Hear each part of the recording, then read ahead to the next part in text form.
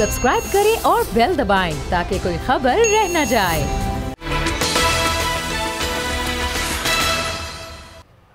अस्सलाम वालेकुम नाज़रीन, प्रोग्राम अब बात होगी में खुश आमदीद। मैं हूं मोहम्मद कामरान। वज़ीर आज़म पाकिस्तान बहुत ही अहम दौरे पर इस वक्त सऊदी अरब में मौजूद हैं। 3 रोज़ा दौरा है और एक और इम्पॉर्टेंट बात यह है कि army chief general Qamar Javed Bajwa भी सऊदी अरब में मौजूद हैं। और पाकिस्तान और सऊदी अरब के जो ताल्लुकात हैं वो वैसे तो बहुत मिसाली रहे हैं, लेकिन गुज़श्ता 1 साल से उतार चढ़ाव का शिकार रहे हैं।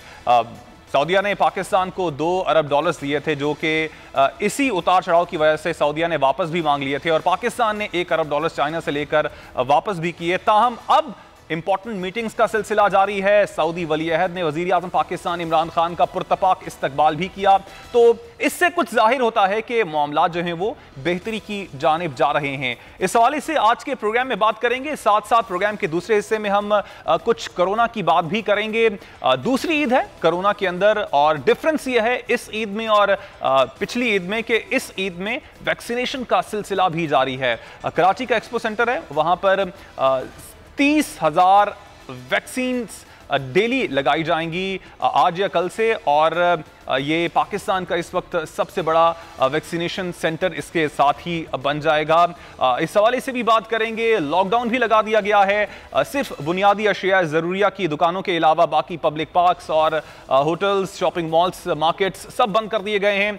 और ताजरों की बात की जाए तो उन्होंने हुकूमती फैसले को मानने से इनकार कर दिया है। इस हवाले से भी बात करेंगे, लेकिन सबसे पहले बात करेंगे वज़ीर आज़म पाकिस्तान इमरान खान के दौरे सऊदी अरब के हवाले साथ मौजूद हैं जमील अहमद खान साहब, फॉर्मर एम्बेसडर हैं। बहुत शुक्रिया जमील साहब आपके वक्त का। जमील साहब, क्या समझते हैं आप, जो पाकिस्तान और सऊदीया के दरमियान मामलात जो हैं वो रीसेट हो रहे हैं, नए दौर का आगाज हो रहा है? लेकिन ये इसलिए हो रहा है, दुरुस्त है, ये रीसेट हो रहे हैं। बदलते हुए जो डायनामिक्स हैं पूरे खिते के खास तौर पर और अमूमी तौर पर जो ग्लोबल डायनामिक्स चेंज हो रहे हैं, और उससे मेरी मुराद ये है सख्तबंदियाँ, और उससे मेरी मुराद ये है कि जो अमेरिका में नई एडमिनिस्ट्रेशन जो बाइडन की आई है, सख्तबंदियाँ क्या हैं मैं आपको इशारे देता चलता हूँ। अगर आप डिस्कस करना चाहेंगे तो हमें आसानी होगी इस दौरे को समझने में। सख्तबंदियाँ ये है कि अमेरिका ने अपने अलाइज के साथ स्ट्रिंग ऑफ अलाइंस बना लिया है, और जो चाइना ने अपने अलाइज के साथ, जिसमें पाकिस्तान शामिल है, उसको स्ट्रिंग ऑफ पर्ल बना लिया है। और ये सारी की सारी सख्तबंदियाँ इसलिए हो रही हैं कि जो माशी आगे जाके हालात होंगे, यानी कि उसमें जो कंपटीशन होगा, मुकाबला होगा बड़ी कुव्वतों का, उसमें चाइना सबकत लेता जा रहा है। अब यहाँ इस बात को छोड़ते हुए ये मैं बताता चलूँ कि ट्रंप ने भी और जो बाइडन ने भी ये बयान दिए हुए हैं। ट्रंप का बयान देने का अंदाज बड़ा सख्त होता था, जो बाइडन का डिप्लोमेटिक है, और उन्होंने कहा है कि हम चाइना को का मुकाबला करेंगे और हम नहीं चाहेंगे कि चाइना सबकत ले जाए और हमारी उसमें हम उसमें वर्ल्ड के जो सुपर पावर हैं उसमें मईशत के लिहाज से भी हम पीछे चले जाएं। इस चीज को अब देखते हुए ये देखें कि सऊदी अरब पक्का अलाई है, उनके पैक्ट हुए हैं जब से डॉलर को ऑयल में बेचना शुरू किया है, ऑयल को डॉलर में बेचना शुरू किया है। तो उस वक्त से तकरीबन 47 से ये बात आगे चल जा रही है, अगर मुझे सही याद है तो उसके मुताबिक उनका पैक्ट हुआ है जिसमें सिक्योरिटी अमेरिका की रिस्पॉन्सिबिलिटी है। अब जब सऊदी अरब भी उनका अलाइज है, इंडिया भी उनका अलाइज है, इजराइल भी उनका अलाइज है, तो अब आ जाते हैं इस दौरे पर। फिर मैं इस बात पर दोबारा आ जाऊंगा कि दौरे में बहुत सारी चीजें होती हैं। सर, आपने जो भारत की बात की, जरूर मैं उस पर भी बात करूंगा कि सऊदी अरब और यूएई जो है वो भारत के बहुत करीब आते जा रहे हैं, लेकिन जो इस दौरे के हवाले से मेरा सवाल है कि पाकिस्तान की सऊदी अरब से क्या उम्मीदें हैं और सऊदीया से पाकिस्तान क्या एक्सपेक्ट कर रहा है? सऊदीया से पाकिस्तान तो एक्सपेक्ट करता है कि ओआईसी की प्रेसिडेंसी सऊदी अरब के पास है। सऊदी अरब एक तकरीबन ये 57 ममालिक की ओआईसी में सरबराही करता है। सऊदी अरब मल्टीलैटरल मल्टीफोरा पर बहुत असर अपना रखता है। सऊदी अरब में हमारे इस वक्त तकरीबन 25 लाख अफरादी कुव्वत है। सऊदी अरब में से सबसे ज़्यादा रेमिटेंस हमारे पास आती है। सऊदी अरब से हमारे 70 साला बड़े पुख्ता, जिसमें जज्बाती, मजहबी और हर लिहाज से हमारे ताल्लुकात बरादराना उनके साथ हैं। जो हजकोले आए, जिसका कि आपने अपने बयानिए में भी फरमाया, वो हजकोले हमारे उसमें आना शुरू हो गए रिलेशंस में 2015 में, जब यमन से हमने इनकार किया था फौजें भेजने का। उसके बाद ये पिछले साल बल्कि 2019 में आपने बयान पढ़ा होगा इंटरनेशनल अखबारों मीडिया में कि दबाव पड़ रहा है पाकिस्तान पर इजराइल से मरासिम बढ़ाने का, और उसके फौरन बाद बयान आ गया ये प्राइम मिनिस्टर इमरान खान का कि मुझ पर प्रेशर पड़ रहा है यूएस का और बाकी कंट्रीज का, जिसका इशारा यकीनन उनका सऊदी अरब की तरफ था। अब इस दौरे पे आ जाते हैं, क्योंकि इस दौरे को इस तनाजुर में देखते हैं। एक तो ये कि इस दौरे के ज्वाइंट कम्युनिके जो है शाया हो गया है, जो एक सरकारी जो उनका है लाया अमल या सरकारी जो एक उनका सामने एक पोजीशन है वो सामने आ गई है। और सरकारी पोजीशन में 3 एग्रीमेंट साइन हुए हैं और 3 एग्रीमेंट के साथ साथ 2 MOU साइन हुए हैं।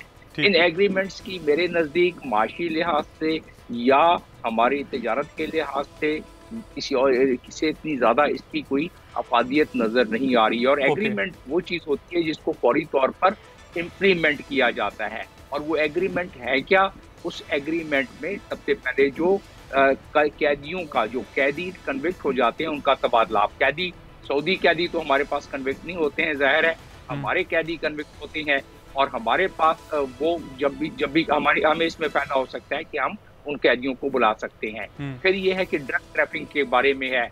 उसके बाद तीसरी चीज है जो काम की चीज है और बहुत काम की चीज है, वो है कि formation of supreme coordination council. Supreme coordination council बहुत फाल किरदार अदा करती है जब हमारी 2 तरफा ज्वाइंट मिनिस्ट्रियल कमेटी की मीटिंग्स होती हैं, जिसमें सारे फैसलों को इम्प्लीमेंट किया जाता है।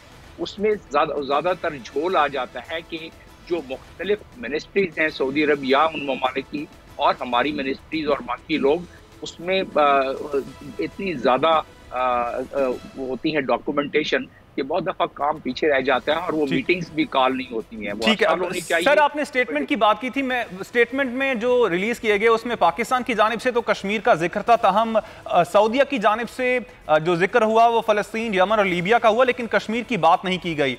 इस हवाले से ही पूछूंगा, लेकिन मैं इससे पहले कि मैं ये बात करूं और भारत से ताल्लुकात की बात करूं, आर्मी चीफ का वहां पर मौजूद होना, मंगल को उनकी मुलाकात होना सऊदी फरमानरवा से, और जनरल बिलाल अकबर का सऊदी सफीर मुकर्रर होना, इसको आप खुशाइन समझते हैं? बिल्कुल, बहुत इनफैक्ट कामयाबी की सबसे बड़ी सीढ़ी यही थी।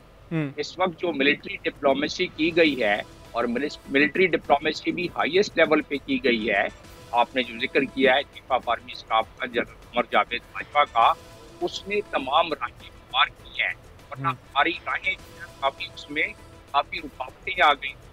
और वो वजह ये थी राहों में रुकावटें आने की कि हमारे वजीर खारजा ने एक बयान दे दिया था, तो के हवाले से बात ये है कि जब हमने ब्लॉक बनाने की कोशिश की कि मलेशिया, टर्की और उसके साथ मिलकर हम कह रहे थे कि हम उम्मा की खिदमत करेंगे, उस पर बहुत सऊदी अरब नाराज हो गया था। उसके बाद सबसे बड़ी नाराजगी हुई पिछले साल, और पिछले साल जब हमने 3 दफ़ा कहा सऊदी अरब को और 2 दफ़ा रस्मी तौर पर कहा कि आप इसकी सदारत कर रहे हैं OIC की, आप मीटिंग कॉल करें फॉरेन मिनिस्टर्स की आर्टिकल 9 के तहत चार्टर के, जो OIC का चार्टर है, लेकिन सऊदी अरब ने उस पर खफगी का इजहार किया, इसलिए कि उसके मरासिम इंडिया से बहुत ज़्यादा है और उनकी स्ट्रेटेजिक मरासिम है उनके साथ। तो लिहाजा उसको देखते हुए अगर देखा जाए तो हमारे सिपाही सालार ने जनरल जावेद कमर बाजवा ने राह हमवार की, जिसकी वजह से आपने इस मीटिंग को कामयाब देखा। अब ये ज्वाइंट स्टेटमेंट में जो आप बात कर रहे हैं, कश्मीर का जिक्र तो है, हम जो भी कहते रहे, ज्वाइंट स्टेटमेंट का ज्यादा अहमियत होती है। और ज्वाइंट स्टेटमेंट में जो स्टेटमेंट आई है कश्मीर के हवाले से, उसके कुछ अल्फाज इस तरह हैं कि एम्फेसाइज, दोनों लीडरों ने एम्फेसाइज किया importance of dialogue between Pakistan and India to resolve outstanding issues, specially Kashmir dispute. यहाँ मेरा नुक्ता ये है, स्पेशली कश्मीर डिस्प्यूट को डायलॉग के जरिए, वही बात जो इंडिया भी करता है और हम भी कहते हैं कि डायलॉग करें, तो लेकिन ब्रेक थ्रू वैसे होना मुमकिन है? अब जो चीजें जी बहुत अहम बात कि हम हमेशा कहते हैं कि डायलॉग करें, लेकिन अक़वाम मुत्तहिदा की रेजोल्यूशन के मुताबिक करें और यूएन चार्टर के मुताबिक करें। इस ज्वाइंट स्टेटमेंट में फलस्तीन की जब बात की गई तो यूएन चार्टर और उसकी रेजोल्यूशन की बात की गई। जब हमारी बात की गई तो उसमें यूएन रेजोल्यूशन का जिक्र नहीं है, जिसको कि भारत अवॉइड कर रहा है। और जिस अंदाज में ये किया गया है, मैं तो क्योंकि इस काम में रहा हूँ तो मुझे अंदाजा है कि इसमें काफी बैनुस्सतूर काफी चीजें जो हैं वो गालिबन सऊदी अरब नहीं माना है। ये तो खैर बहरहाल जाहिरी बात है।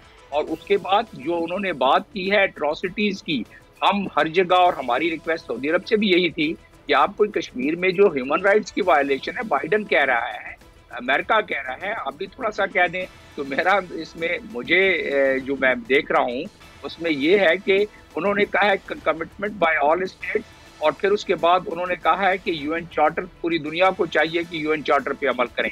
जब कश्मीर की बात आई तो उस पर ये बात जिक्र नहीं किया। और चले उम्मीद करते हैं कि मामलात जो हैं वो बेहतरी की जाने बढ़ेंगे और ये दौरा एक कामयाब दौरा ही तस्वुर किया जाएगा और तब्दीली लेके आएगा। बहुत शुक्रिया जमील अहमद खान साहब आपके वक्त का। कुछ कोरोना वायरस की बात भी कर लेते हैं। कोरोना वायरस की तबाहकारियां जारी हैं। गुज़श्ता 24 घंटों में 118 अफराद जाम बहक हो गए हैं। हुकूमत की जानिब से स्टेप्स भी लिए जा रहे हैं। मुकम्मल लॉकडाउन किया गया है मुल्क भर में। ताहम ताजिरों की अगर बात की जाए तो उन्होंने इस फैसले को मानने से इनकार भी कर दिया है। बात करने के लिए इस वक्त हमारे साथ मौजूद हैं एडिशनल डिप्टी कमिश्नर हैं इस्लामाबाद के राना वकास। बहुत शुक्रिया राना वकास साहब आपके वक्त का। राना साहब, एक तो हमें इस्लामाबाद की इस वक्त सूरत हाल से अपडेट कीजिएगा। इस्लामाबाद में इम्प्लीमेंट करवाया जा रहा है लॉकडाउन को? Thank you very much Kamran. Islamabad से मुकम्मल तौर पे लॉकडाउन इम्प्लीमेंट किया जा रहा है और हर किस्म के तजारती मराकज़ को बंद किया गया है। और आप अगर इस्लामाबाद के स्टैटिस्टिक्स को देखें तो आपको नजर आएगा कि पिछले काफी दिनों से लॉकडाउन की वजह से बहुत ज्यादा फायदा हुआ है। आज हमारे पॉजिटिविटी रेशो 270 के ऊपर आ गई है और आज 270 लोगों को पॉजिटिव कोविड पॉजिटिव उनका टेस्ट आया है। तो इससे पता चल रहा है कि हमारा डाउनवर्ड ट्रेंड स्टार्ट हो चुका है कोविड का। ठीक, तो अभी जो ताजिर है वहां पर इस्लामाबाद के, वो कोऑपरेट कर रहे हैं? जी, हमने इस्लामाबाद चैम्बर ऑफ कॉमर्स को भी ऑन बोर्ड लिया, लेकिन कुछ ताजरों के तहफ़्फ़ुज़ात थे, खासकर जो बिजनेस टू कंज्यूमर्स को डील करते हैं। बिजनेस टू बिजनेस जो सेक्टर्स हैं उनको हमने अलाउ किया है। देयर आर 13 इंडस्ट्रीज जो कि एक्सपोर्ट ओरिएंटेड हैं, उनको हमने ऑपरेट करने की इजाज़त दे दी है, जो कि कोविड SOPs के साथ। ताजरों ने कल कुछ ताजरों ने एहतजाज किया था कुछ मराकज़ में, लेकिन हमने उनको मुकम्मल तौर पे सेटिस्फाई किया। हमने आज नई एग्जेम्पशन में कुछ सेक्टर्स को एक्सपेंड किया है, जिससे कोविड के ऊपर ज़्यादा इम्पैक्ट नहीं आएगा फैलाव के हवाले से। लेकिन जो हमें मौका मिल रहा है, हम ताजरों को भी सहूलियत देना चाह रहे हैं, लेकिन हम ये भी चाहते हैं कि इस्लामाबाद के रिहायशियों की जिंदगी को खतरे में न डाला जाए। ठीक है। अच्छा, एक और वकास साहब बात करना चाहूँगा आपसे। इस्लामाबाद जो है वो परदेसियों का शहर कहलाता है। मुख्तलिफ शहरों से लोग इस्लामाबाद में आकर आबाद हैं। अब ईद का दिन होता है, वो लोग बनाना चाहते हैं अपने प्यारों के साथ। तो जब ट्रांसपोर्ट बंद होगी, चीज़ें बंद होंगी, तो उनके लिए भी कुछ सोचा गया है, इंतजाम कुछ किए गए हैं कि ईद जो है वो अपनों के साथ वो मना सकें? जी बिल्कुल। हमने पहले हमारा इरादा था पब्लिक ट्रांसपोर्ट को बंद करने का, कि हम बहुत 8 तारीख से ही ऑनवर्ड स्टार्ट कर दें, लेकिन कुछ एग्जेम्पशन हमने इसमें दी हैं ताकि जो लोग अपने घरों को वापस जाना चाहें वो चले जाएं। लेकिन इसमें एक चीज़ का ख्याल हमें रखना है कि क्योंकि छुट्टियां इसकी स्टार्ट हो चुकी हैं, बहुत ज़्यादा लोग मरी और इस्लामाबाद के जो खूबसूरत इलाके हैं उनकी तरफ एकदम बहाव बढ़ाते हैं और टूरिज्म का इन्फ्लक्स बहुत ज्यादा इस्लामाबाद में बढ़ जाता है। तो हम उस सूरत हाल को भी और हम रिस्ट्रिक्शन टोटली रिमूव नहीं करें ट्रांसपोर्ट के हवाले से। हम रिस्ट्रिक्शन लगा के रखी हुई है, लेकिन हम आउटवर्ड फ्लो को जारी रखे हुए हैं इस्लामाबाद में। ठीक है। ईद के हवाले से क्या प्लान है? क्योंकि हमने देखा है कि ईद पे जो इवन इस्लामाबाद के अंदर रिहायशी लोग हैं वो तफरीही मकामात की आपने बात की, मनाल पे जाते हैं, मरी जाते हैं, दीगर मकामात वहाँ का रुख करते हैं, तो उनको रिस्ट्रिक्ट किया जाएगा कि वो इन मकामात पे ना जाएं? जी बिल्कुल। फिलहाल इरादा और जो फैसला किया गया है वो यही है कि इस्लामाबाद के जो ज्यादातर हमारे तफरीही मुकामात हैं उनको बंद कर दिया जाए और लोगों को इजाजत ना दी जाए कि उन मुकामात की तरफ रुख कर सके, क्योंकि इस्लामाबाद और रावलपिंडी एक ट्विन सिटीज है और आपस में बहुत ज्यादा फ्लो है ट्रैफिक का भी और लोगों का भी। अगर हम इजाजत दे भी देते हैं तो बहुत ज्यादा इनफ्लो की वजह से कोविडिटी बढ़ने का खर्चा है। तो हम उस हवाले से इस पर गौर खोज कर रहे हैं कि हुकूमत इस सिलसिले में फैसला करे कि कुछ सियाही तफरीही मुकामात को खोल दिया जाए, लेकिन फिलहाल इस किस्म का कोई फैसला नहीं किया गया। अच्छा वकास साहब, एक और चीज़ भी पूछना चाहूँगा मैं। हम अक्सर जब ताजिरों से बात करते हैं तो उनकी जानिब से ये गिला ज़रूर किया जाता है कि लॉकडाउन जब भी लगाया जाता है हमें ऑन बोर्ड नहीं लिया जाता, हमसे बात नहीं की जाती, हमारी तफज़ात सुने नहीं जाते हैं। तो इस्लामाबाद के जो ताजिर हैं उनसे आपने मीटिंग्स की प्रॉपर और उनके तहफ़्फ़ुज़ात सुने हैं? जी, इस्लामाबाद चैम्बर ऑफ कॉमर्स के साथ हमारा बहुत ज़्यादा इंटरेक्शन रहा है और हमने उनसे वक्तन फ़वक्तन मीटिंग्स भी की हैं। इस्लामाबाद के जो मराकज़ हैं वहाँ पे ज़ेली तंजीमें हैं जो directly Islamabad chamber of commerce के अंडर आती हैं, लेकिन ज़ेली तंजीमों के कुछ तहफ़्फ़ुज़ात थे, कुछ उनके मुतालबात थे जो कि हमारे लिए उनको मानना पॉसिबल नहीं था, क्योंकि वो चाह रहे थे कि हम लॉकडाउन को खत्म करके उनको इजाजत दे दी जाए। तो हुकूमत पाकिस्तान कोविड की रेशो को देखते हुए बिल्कुल इजाजत दी एनसीओसी की डायरेक्शन की रोशनी में। तो इसलिए कुछ उनके मुतालबात है जो हम नहीं मान सकते थे, लेकिन अदरवाइज हमने उनसे भरपूर ताउन रखा है और उनका भी हमारे साथ ताउन रहा है।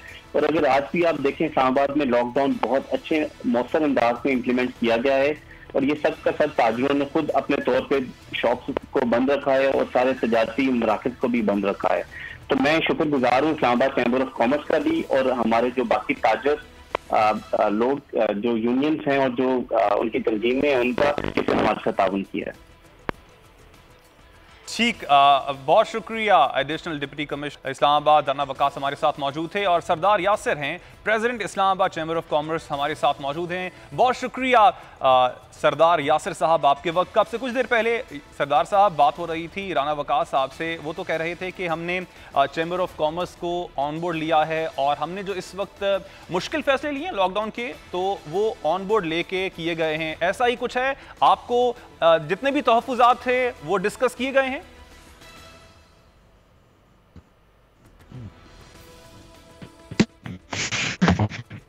सरदार यासिर साहब, मेरी आवाज आप तक पहुंच रही है?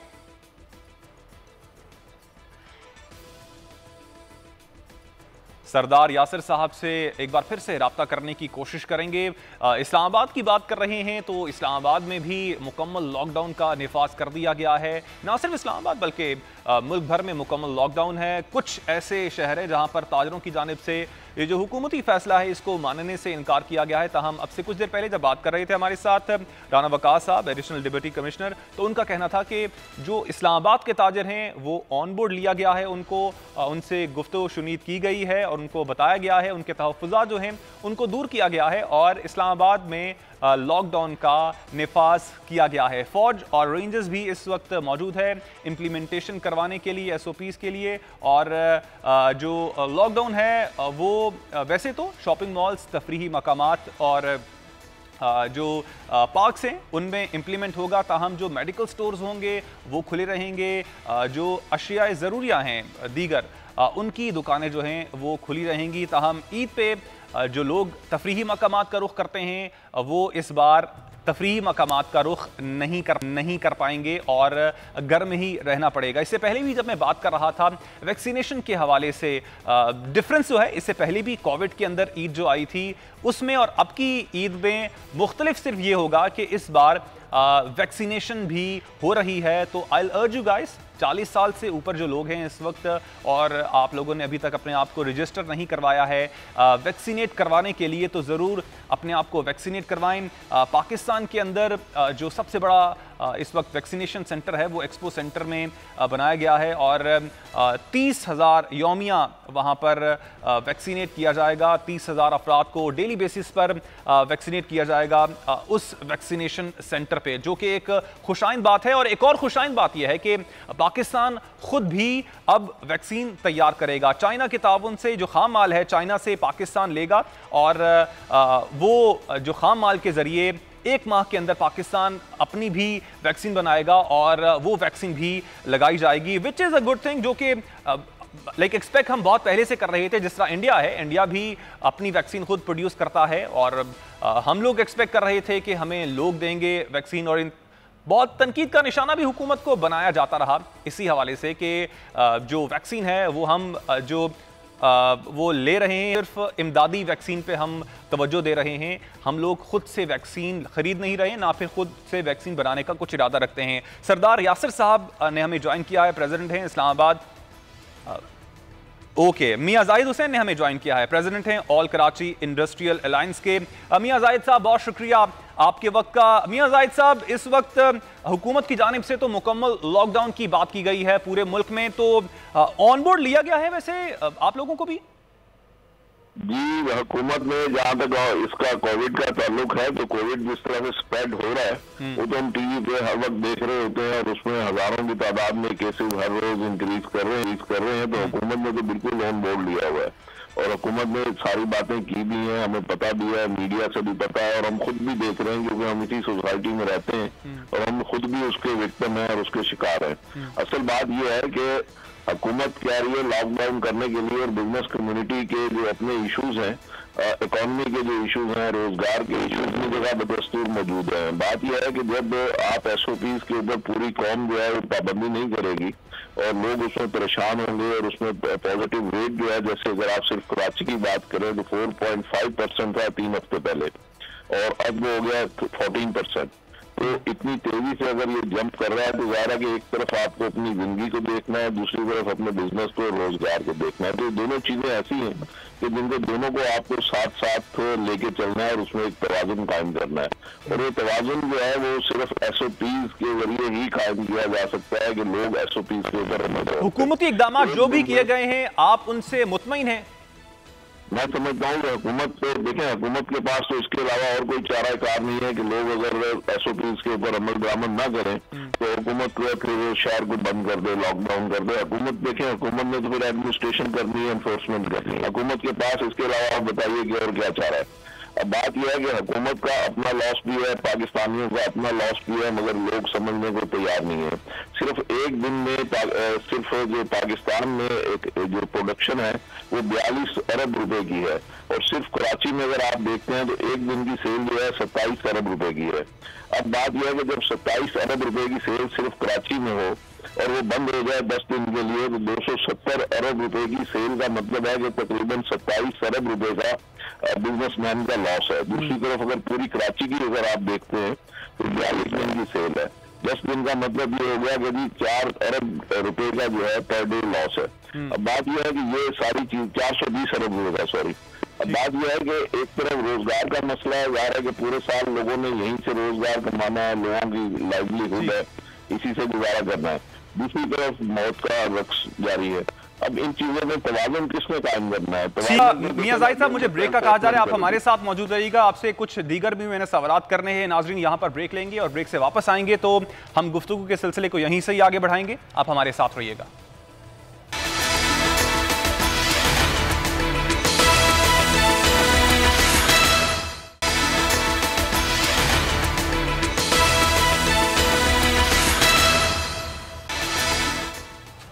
प्रोग्राम में एक बार फिर खुशामदीद। कारोबार तबाह है, ताजिर जो हैं वो परेशान हैं। हुकूमत की जानिब से मुकम्मल लॉकडाउन का फैसला किया गया है और बहुत से शहर हैं जहां पर ताजिरों ने इस लॉकडाउन का जो हुकूमती फैसला है उसको मानने से इनकार कर दिया। इसी वाले से बात कर रहे हैं, हमारे साथ मौजूद हैं मियां जाहिद हुसैन साहब, प्रेसिडेंट हैं ऑल कराची इंडस्ट्रियल अलायंस के, और साथ साथ हमें अभी ज्वाइन किया है सरदार यासिर हैं, president Islamabad chamber of commerce.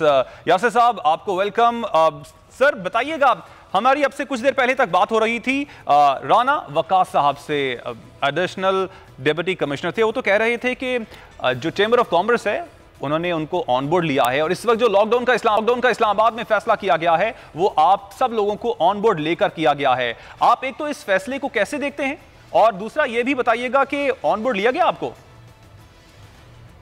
नहीं, आई थिंक डिस्ट्रिक्ट एडमिनिस्ट्रेशन की ये उसके स्कोप में नहीं था ये, क्योंकि एक वन साइडेड यूनिलैटरल डिसीजन लिया गया था एनसीओसी की तरफ से, जिसमें इवन डिस्ट्रिक्ट एडमिनिस्ट्रेशन को ऑन बोर्ड नहीं लिया गया जब हमने से बात की थी एट द वेरी बिगिनिंग।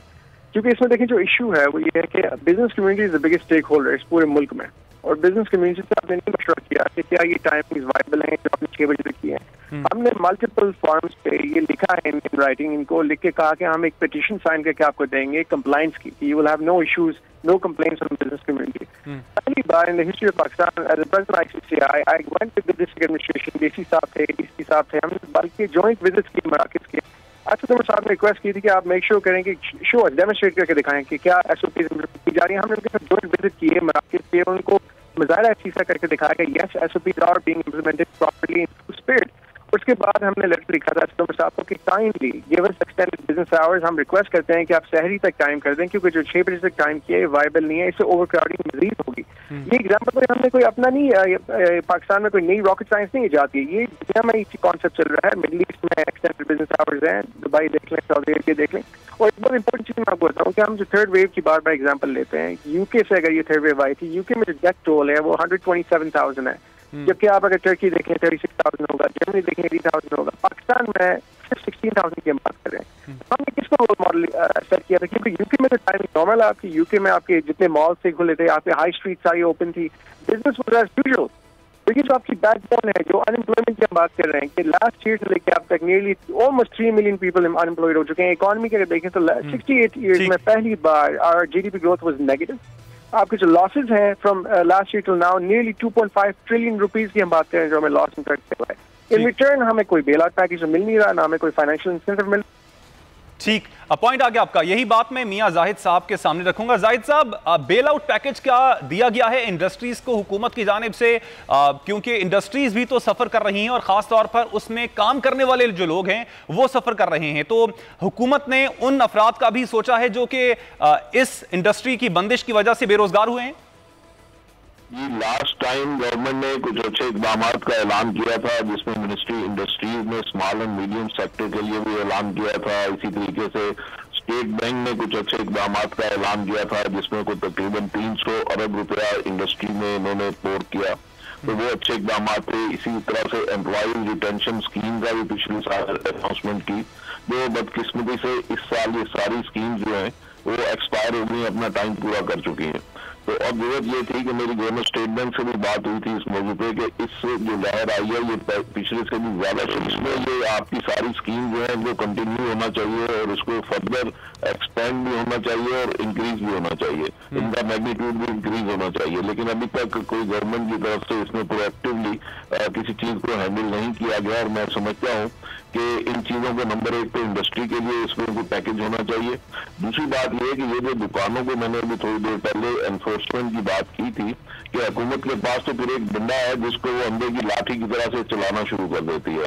मेरे ख्याल में इस तरह करने की बजाय इनको ये चाहिए कि पूरी कारोबार और पूरी मार्केटें जो है वो 24 आवर्स के लिए एनफोर्समेंट करने पे आते हैं, तो अंधे की लाठी की चलाने की बजाय इनको चाहिए कि एनफोर्समेंट करें एसओपीज के लिए, और एसओपीज के लिए जब एनफोर्समेंट करेंगे तो उसमें कोई रॉकेट साइंस नहीं है, उसमें हैंड सैनिटाइजर चाहिए, उसमें मास्क चाहिए, ये 2 चीजें चाहिए, और उसमें सोशल डिस्टेंसिंग वगैरह। मार्केट्स को 24 आवर्स के लिए ऑन कर देंगे तो उसमें सोशल डिस्टेंसिंग ऑटोमेटिकली हो जाएगी। मास्क का जहां तक ताल्लुक है, मास्क पहनना कंपलसरी होना चाहिए, उस पर फाइन या जुर्माना जो कुछ भी है वो होना चाहिए, हैंड सैनिटाइजर होना चाहिए। तो इस तरीके से आप कोविड के दिनों में भी दोनों चीजों को साथ लेके चल सकते हैं, अपनी इकोनॉमी को भी लेके चल सकते हैं और हेल्थ इश्यूज जो है उनको भी साथ लेके चल सकते हैं। आपका पॉइंट आ गया। यासिर साहब, आपने जो तहफ्फुजात से हमारे नाजरीन को आगाह किया, क्या ये तहफ्फुजात आपने वजीर आजम या फिर असद उमर के सामने भी रखे थे? और दूसरी बात ये जो 24 आवर्स बिजनेस की बात करें, खासतौर पर सऊदीया की बहुत मिसाल दी जाती है, सऊदीया में 24 आवर्स खोल दिया गया है बिजनेस को, but the thing is that कि वहां पर इंप्लीमेंटेशन भी तो करवाई जा रही है, जुर्माने किए जा रहे हैं और सख्ती से इंप्लीमेंट करवाया जा रहा है चीजों को। ये असल इशू तो इम्प्लीमेंटेशन ही है,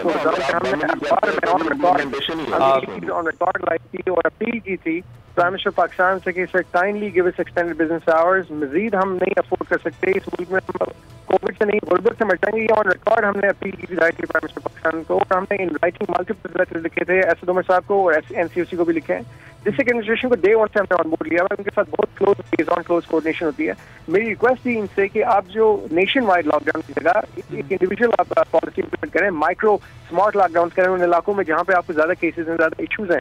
देखिए, आप बात कर रहे हैं बाकी ममालिक की, इंक्लूडिंग मिडल ईस्ट में भी आपके पाकिस्तानी अवाम ही रहती है, तो वहाँ पे भी वही पाकिस्तान के अंदर आके कहते हैं कि यहाँ चीज इन्फोर्स नहीं हो सकती क्योंकि पाकिस्तान है। क्या पाकिस्तान में लोग मखलूक आके बदल जाती है, वही लोग हैं, वही आपकी कल्चर है, वही आपकी वैल्यूज है। फाइट सिर्फ इम्प्लीमेंटेशन और इन्फोर्समेंट के ऊपर आता है।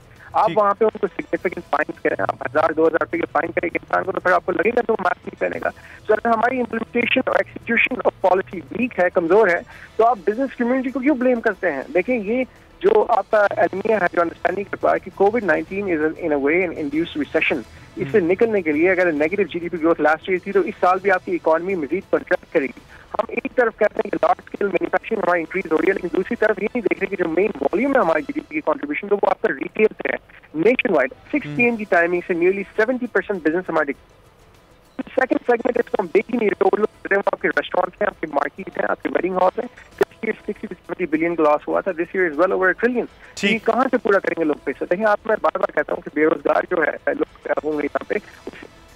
ठीक है, आपका पॉइंट आ गया। शर्जील गोपलानी ने हमें ज्वाइन किया है, ताजिर इत्तेहाद के रहनुमा है। बहुत शुक्रिया शर्जील साहब आपके वक्त का। शर्जील साहब, आपने तो कहा था कि सब कुछ खोलेंगे, अब क्या हुआ? हुकूमत ने प्रेशराइज कर दिया सब कुछ बंद करवाने के लिए? देखिए, हमने पूरी कोशिश की है किसी तरह मार्केट खुल जाए और हमारी हुकूमत के साथ किसी तरीके से जो है मामला तय हो जाए। और लास्ट जो मीटिंग हुई हमारी जाम इकरामुल्लाह दारोजो साहब के साथ, और उनका कहना यह था कि मैं जो है इस वक्त रिप्रेजेंट कर रहा हूँ सिंध गवर्नमेंट, सीएम साहब ने मुझे बोला है कि मैं आपसे मीटिंग करूँ। और उन्होंने हमें एश्योरेंस दी कि चांद रात तक मार्केट भी खोल दी जाएंगी, रात को 12 बजे तक का हमें टाइम भी दिया जाएगा और कोशिश की जाएगी कि एक छुट्टी भी कम हो। लेकिन हुकूमत ने जो वादे किए या जो बातचीत की उस पर वफा नहीं हुई। तो शर्जील साहब, क्या इसकी एक वजह ये नहीं है कि एसओपीज पर अमल नहीं करवाया जाता? हमने जो विजुअल्स देखे अब से 2 दिन पहले के, जब लास्ट 2 दिन थे शॉपिंग के, तो उस वक्त तो ऐसी सूरत हाल थी कि आप देख के डर जाते हैं और ये कहने पर मजबूर हो जाते हैं कि ये क्या हो रहा है, कौन सा कोरोना, कैसा कोरोना, ये तो आवाम के जहनों में ऐसा है। देखें, ये तो सीधी बात है कि गवर्नमेंट का काम था पिछले 14 माह में इसको अवेयरनेस दे दी। 14 माह के अंदर हुकूमत ने कहीं भी लॉकडाउन करने के अलावा किसी और चीज पे तो तवज्जो नहीं दी। हुकूमत के भी तो फराइज में शामिल है कि आवाम को अवेयरनेस दे। जिस तरह आपने पूरे मुल्क पे पोलियो मुहिम चलाई हुई है, आपने कोरोना के लिए क्या मुहिम चलाई हुई है? कहीं कहीं छोटे मोटे एडवर्टाइजमेंट नजर आ जाती है। एसओपीज पे अमल करें, एसओपीज पे अमल कराना मुश्किल नहीं था अगर अवेयरनेस दी जाती और हुकूमत मशीनरी को हर मार्केट में रोडों पे मुतहरिक किया जाता है कि भाई आप मास्क पहने, क्यों नहीं पहनते लोग। लेकिन सिर्फ वजह यही है कि हुकूमत का कहीं भी बिल नहीं थी कि किसी तरीके से आवाम को कोरोना से बचाया जाए और मैशियत को तबाही से बचाया जाए। हम ताजिर लोग, बात आती है कि ताजिर जो अमल नहीं करवाते, ताजिर अपनी दुकान के अंदर तक तो अमल करवा सकते हैं, बाहर कुछ नहीं कर सकता। उसकी वैसे ही मुश्किलात बहुत हैं। हमें कोई गवर्नमेंट फंड नहीं देती कारोबार करने के लिए। स्कूल और मैशियत, ये तमाम हुकूमत की जिम्मेदारी होती है। हमारे मुल्क में एक आम आदमी की जिम्मेदारी अपने बच्चों की स्कूल भी है, अपने वालिदैन के हॉस्पिटल का खर्चा भी उसने पूरा करना है, अपनी तिजारत भी उसने चलानी है और अपने आप को नुकसान से भी बचाना है। और इसके बाद आप कोरोना से बचाने के लिए भी जिम्मेदारी आप ताजिर के ऊपर डाल दें, ये सरासर नाइंसाफी और नाजायज बात है। अच्छा शर्जील साहब, एक और चीज़ भी आपसे पूछना चाहूँगा। हमने देखा है कि दीगर ममालिक में कोविड के दिनों में रिलीफ दिया गया हुकूमत की जानिब से, तो ताजरों को भी कुछ रिलीफ मिला हुकूमत की जानिब से? हुकूमत की जानिब से पिछली दफा अनाउंस किया गया था कि लोकल टैक्सेस हम खत्म कर देंगे। उसकी जगह 127%, यानी जो 100% थे उससे 27% ज्यादा हमसे लोकल टैक्सेस दिए गए। इसके साथ सेंट्रल के अंदर जो 1000 रुपए टैक्स था सालाना हमारा ट्रेड लाइसेंस का, उसको 12,000 रुपए कर दिया गया। इस तरीके से म्यूनिसिपल टैक्स लगा दिया गया, इस तरीके से कचरा उठाने का टैक्स लगा दिया गया। हुकूमत ने और ज्यादा बर्डन हम पे डाला। आप खुद देख लें, बिहार का जो टारगेट था 3800 अरब रुपए का, इस साल जबकि कोरोना में आप जी रहे हैं, कोरोना की वजह से आप परेशानी का शिकार है, उनका अगला टारगेट 5,500 अरब रुपए वो हम ताजिरों से ही वो वसूल करेंगे और कोई इनके पास ये गिदर गुफ्ती नहीं है यहाँ से ये जाके वसूल कर सके। ठीक, बहुत शुक्रिया शर्जील गोपलानी साहब का। मियां जाहिद साहब, लास्ट रिमार्क्स आपसे लेना चाहूंगा, आगे प्लान ऑफ एक्शन क्या है? अब क्योंकि ईद है, ईद पे तो लॉकडाउन कर दिया गया है, आगे के लिए हुकूमत के लिए आप क्या कहेंगे कि हुकूमत को क्या करना चाहिए जिससे जो मईशत है उसका पहिया भी चलता रहे? फौरी तौर पे तो खत्म होने वाला नहीं है, क्योंकि हमारे यहाँ भी वैक्सीन की जो रफ्तार है वो भी कोई इतनी फास्ट नहीं है, तो लिहाजा ये फौरी तौर पे खत्म होने वाला नहीं है। हमें तकरीबन और 1 साल इसी कोविड के साथ रहना होगा, तो उसके लिए हम 1 साल के लिए लॉकडाउन तो कर नहीं सकते। इसका मतलब यही है कि हमारी कौम को भी समझदारी का मुजाहरा करना होगा, SOPs पे अमल करना होगा और हुकूमत को हिकमत अमली के साथ इसको नाफिज करना होगा।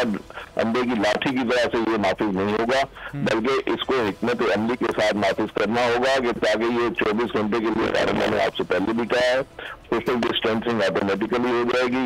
मास्क और जो दूसरी चीजें हैं इसके लिए जो हाइजीन फैक्टर्स हैं उनको सख्ती से इम्प्लीमेंट किया जाए और कानून की जो पासदारी है, अगर कोई शख्स कानून की पासदारी नहीं करता तो उसको सजा दी जाए, सबको सजा न दी जाए, जो अमल करते हैं उनको सजा न दी जाए। इसमें तो सब आदमी एक लाठी से आंख देते हैं ना, तो वो ना किया जाए इस तरीके से। तो आप 1 साल के लिए तो एक फार्मूला बना लें, तो 1 साल के लिए आप हर चीज बंद कर दें, तो ये तो पॉसिबल नहीं है। तो इसका मतलब है जल्द या बदेर आपको कोई सही फैसले करने होंगे, वो फैसले आज से शुरू कर दें। तो 1 दिन का आप जब बंद करते हैं पाकिस्तान में तो 42 अरब रुपए का आप लॉस करते हैं सिर्फ 1 दिन में। 10 दिन का लगा लीजिए तो 420 अरब रुपए का आप लॉस करते हैं। तो लिहाजा ये चीज पॉसिबल ही नहीं है कि आप शहरों को या मुल्क को मुकम्मल तौर पर बंद करके बैठ जाए। इसके लिए आपको सही हिकमत अमल होगा। ठीक है। अच्छा सरदार यासिर साहब, last question to you too, आप क्या कहेंगे? अब ये जो कुछ फैसला होना था हुकूमत की जानिब से वो तो हो गया, आगे आप प्लान ऑफ एक्शन हुकूमत को क्या रिकमेंड करेंगे, being a businessman, being the president of Islamabad chamber of commerce?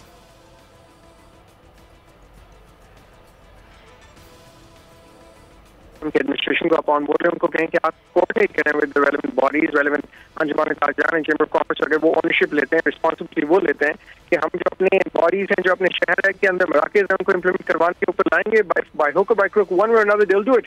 बजाय इसके कि वन साइडेड यूनिलैटरल फैसला करके आप पूरा शहर बंद कर दें। देखिए दुनिया में जब यूएस की एग्जाम्पल ले लेंगे, वहाँ 5 लाख प्लस डेथ्स हो चुकी है, वहाँ भी state wise different policies implement की जा रही है। सब स्टेट्स में एक ही पॉलिसी नहीं है, नेशन वाइड पॉलिसी कभी एक हो ही नहीं सकती, डायनामिक हर शहर के मुख्तलिफ होते हैं। तो हम रिक्वेस्ट करते हैं गवर्नमेंट ऑफ पाकिस्तान से कि 16 के बाद दोबारा से लॉकडाउन का ना सोचें।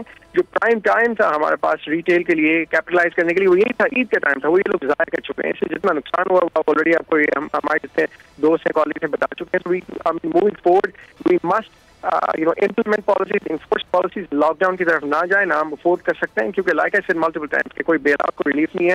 अब कई बार कह चुके हैं कि अगर आपने कुछ रिलीफ देना है तो या तो FBI को कहें कि हमारे टैक्सेस डिफर कर दें, इंस्टॉलमेंट प्लान ऑफर करें। स्टेट बैंक को हम मल्टीपल टाइम्स रिक्वेस्ट कर चुके हैं कि 7% interest rate is not viable, हम कम से कम 2 से 3% पे लेके आए, जैसे दुनिया में इसको लाया जा रहा है। और बेस्ट तरीका ये इम्प्लीमेंटेशन ऑफ पॉलिसीज का कि आप डिस्ट्रिक्ट एडमिनिस्ट्रेशन को लिएजॉन करवाएं chamber of commerce, they can work hand in hand, और जो लोग नहीं फॉलो करते हैं उनको आप अपील करें, लॉकडाउन करें, लेकिन सबको एक ही उसमें उनको डालें, because they can not afford this. लेकिन सब एक तरह के बिजनेसेस नहीं करते, सब बिजनेसेस डिफरेंट है। रेस्टोरेंट में एग्जांपल देता हूँ या मार्केट से देता हूँ, ना आपने उनको इंडोर खोला ना आपका आउटडोर खुला है, वो टेक अवे पे कैसे सर्वाइव कर सकते हैं? जो उनके ओवरहेड्स है, देखिए फिक्स कॉस्ट जो आपकी वहीं पे आपके एम्प्लॉइज आपने पे करना है, आपकी यूटिलिटीज आपने पे करनी है, रेंट आपने पे करना है। तो जब बिजनेस आपका 80% डिक्लाइन कर जाएगा, how are you going to sustain and survive? तो इससे तो बिजनेस क्लास हो जाएंगे आपके। मैं बाकी मुल्कों की किसी बार एग्जांपल देता हूँ कि अगर वो लॉकडाउन उन्होंने किया था तो लॉकडाउन के अगेंस्ट बिजनेस को उन्होंने पैकेज दिया था जिससे वो सर्वाइव कर पाए। 30,000 40,000 ऑन एवरेज टाउन्स दिए गए थे बिजनेस को यूके के अंदर, जिसके अंदर वो अपना एटलीस्ट 1 महीना जो उसकी कॉस्ट, ऑपरेशन कॉस्ट पूरी कर जाए। तो हम तो उस तरफ नहीं जा रहे। So we can not move towards a lockdown, specially 16 के बाद we must go back towards normality. आप SOPs इंप्लीमेंट करवाएं। और एक चीज मैं आपको और बताऊं कि हम इस मुल्क में खौफ बेचते हैं, ये कहना शुरू हो गए थे लोग की कमी। हमने इंडस्ट्रियल एसोसिएशन की मीटिंग कॉल इस्लामाबाद में, इंडस्ट्री को ऑन बोर्ड लिया और ये हमने शुक्रिया जमील अहमद साहब, आपको पॉइंट में नेक्स्ट सेगमेंट की जानी बढ़ना है। आपका बहुत शुक्रिया सरदार यासिर साहब और मियां जाहिद साहब, आपने भी वक्त दिया, आपका बहुत शुक्रिया। कुछ वैक्सीन के हवाले से भी बात कर लेते हैं। पाकिस्तान में सबसे बड़ा वैक्सीनेशन सेंटर कराची में कायम किया जा रहा है एक्सपो सेंटर में, और 30,000 यौमिया उसमें वैक्सीनेट किया जाएगा लोगों को। इस हवाले से बात करने के लिए हमारे साथ मौजूद हैं डॉक्टर अरसलान मेमन हैं, डिस्ट्रिक्ट फोकल पर्सन है वैक्सीन डाओ PIB के। बहुत शुक्रिया डॉक्टर अरसलान साहब आपके वक्त का। डॉक्टर साहब, एक तो वैक्सीन के हवाले से बताइएगा, पाकिस्तान भी अब वैक्सीन खुद से प्रोड्यूस करने के बारे में अमली इकदाम उठा रहा है। चाइना से खाम माल लेके 1 महीने के अंदर पाकिस्तान खुद से वैक्सीन प्रोड्यूस करना शुरू हो जाएगा। क्या इसकी क्वालिटी भी दीगर वैक्सीन जितनी ही होगी? बिल्कुल, देखें वैक्सीन जो भी उसके जो अज्जा हैं, जो मैन्युफैक्चरिंग है, उसके लिए सारी तैयारियां और सारा सेटअप जो है वो आपको पता है इस्लामाबाद में इंस्टॉल कर दिया गया है नेशनल इंस्टीट्यूट ऑफ हेल्थ में, और इसकी जल्द अज जल्द मैन्युफैक्चरिंग कंप्लीट हो जाएगी तो फिर इंशाल्लाह पाकिस्तान एक वैक्सीन बनाने के हवाले से खुद कफील मुल्क हो जाएगा। और उम्मीद यही की जा रही है कि जो वैक्सीन ये बनाई जाएगी, ये चाइनीज़ वैक्सीन जो अभी यूज़ हो रही है, साइनोफार्म या साइनोवैक या कैंसाइनो बायो, इन्हीं के ही मयार पे और इन्हीं के जैसी पूरी उतरेगी और उसकी अफादगी ऐसी ही होगी। अच्छा अरसलान साहब, एक और चीज़ आपसे पूछना चाहूँगा, 2 डोजेज लगाई जा रही हैं इस वक्त पाकिस्तान में जो वैक्सीन है, तो पहली डोज लगाने के बाद कितना प्रोटेक्ट हो जाता है जो भी शख्स वो वैक्सीन लगाता है, और फिर दूसरी डोज लगाने के बाद भी क्या प्रोटेक्शन हो जाती है उससे अगले दिन, या फिर कितने टाइम चाहिए होता है प्रोटेक्शन के लिए? जी देखें, पहली डोज जब लगती है उसके कम से कम 21 डेज के बाद सेकंड डोज लगता है, और जो फुल एंटीबॉडीज डेवलप होने में सेकंड डोज के 21 डेज या 3 वीक्स के बाद फुली जो है वो एंटीबॉडीज डेवलप कर जाती हैं। तो जब एंटीबॉडीज डेवलप कर जाती हैं उसके बाद कोई भी पेशेंट या कोई भी बंदा जो है वो उस सिस्टम में क़ुव्वत मदाफ़ियत को कोरोना की एंटीबॉडीज के हिसाब से बन जाती है, और जब कोरोना का खुदा न खास्ता इन्फेक्शन होता भी है तो वो उस अव्वल तो नहीं होना चाहिए और ना होता है, अगर होता भी है तो उस नेचर का होता है तो हम सीवियर नेचर नहीं कहेंगे, तो वो जल्द अज जल्द उससे फिर जो है वो बंदा का नेगेटिव हो जाता है। ओके, और एक और चीज आपसे पूछना चाहूंगा, कैंसाइनो की जो सिंगल डोज है उस पर कैसा फीडबैक आ रहा है? जी, कैंसाइनो की जो सिंगल डोज है अभी तक उस पर जो है वो मिक्स्ड फीडबैक है। उस पर अभी जो डेटा है वो अभी सजेस्टिव इतना नहीं है कि हम कैंसाइनो किस तरह से आगे जाके यूज़ करें, लेकिन जैसे जैसे इस पे रिसर्च होगी, काम होगा, तो फिर हम ये कह सकेंगे कि कैंसाइनो इतनी % इफेक्टिव है। अच्छा डॉक्टर साहब, एक और चीज मैं जल्दी से पूछना चाहूंगा, जिस रफ्तार से वैक्सीनेशन की जा रही है उस रफ्तार से अगर की जाती रही तो कितना टाइम लगेगा सारे पाकिस्तान को वैक्सीनेट होने में? आई एम श्योर कि आपको पता है कि एक्सपो सेंटर में वैक्सीनेशन शुरू कर दी गई है और 30,000 लोग यौमिया वहां से वैक्सीनेट होंगे, तो अगर 30,000 लोग भी होंगे तब भी तो 22 करोड़ अवाम में से अगर हमने 11 करोड़ अवाम को भी वैक्सीनेट करना है तब उसके लिए भी तो बहुत टाइम चाहिए होगा। जी बिल्कुल, कुछ ये है पेशेंट गोइयाँ की जा रही हैं, लेकिन जैसे जैसे with the passage of time आपको पता है कि वैक्सीनेशन का अमल तेज़ होता जा रहा है, और ये वैक्सीन जो है ये अब ना सिर्फ बड़े सेंटर्स पे बल्कि छोटे सेंटर्स पे भी मिलती जा रही है। तो टाइम के साथ साथ ये वैक्सीन जो है वो यूज़ होती जा रही है, और इंशाल्लाह कुछ कहना कबल वक्त होगा, लेकिन ठीक हम जल्द। ठीक, डॉक्टर अरसलान साहब आपने वक्त दिया बोल टेलीविजन, शुक्रिया। और आखिर में जाते जाते यही कहना चाहूँगा, अगर आपकी उम्र 40 साल से ज़ायद है तो ज़रूर अपने आप को वैक्सीनेट कराएं, और ईद की दिन भी आने वाले हैं, ईद के हवाले से भी आपको यही कहना चाहूँगा कि मास्क का ज़रूर इस्तेमाल करें और एक दूसरे से जो गले मिलने से एटलीस्ट परहेज़ किया जाए। उम्मीद करते हैं कि आज का प्रोग्राम आपको पसंद आया होगा। मुझे मोहम्मद कामरान को दीजिएगा इजाज़त। अल्लाह निगहबान।